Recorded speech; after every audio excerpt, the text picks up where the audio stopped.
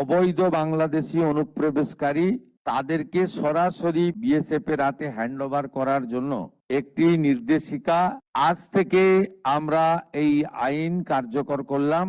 এর ফলে সিএ এর অন্তর্ভুক্ত যারা, অর্থাৎ সিএ তে বলা আছে 7টা কমিউনিটি বা ধর্ম পালন করা লোকেরা তারা সিটিজেনশিপ অ্যামেন্ডমেন্ট অ্যাক্টের আওতায় আসবেন এবং তাদেরকে যারা 31/12/2024 পর্যন্ত এসেছেন তাদেরকে কোনো পুলিশ কোথাও হ্যারাসমেন্ট ডিটেন্ট করতে পারবে না। সিএ এর আওতায় যারা নেই তারা হলেন কমপ্লিটলি অবৈধ অনুপ্রবেশকারী ইনফিল্ট্রেটর। তাদেরকে সরাসরি রাজ্য পুলিশ গ্রেপ্তার করবে এবং ডিটেন করবে এবং হ্যান্ডওভার করবে বিএসএফ এর হাতে, এবং বিএসএফ তারা বিডিআর এর সঙ্গে কথা বলে ডিপোর্ট করার ব্যবস্থা করবে, অর্থাৎ ডিটেক্ট, ডিলিট, এবারে ডিপোর্ট।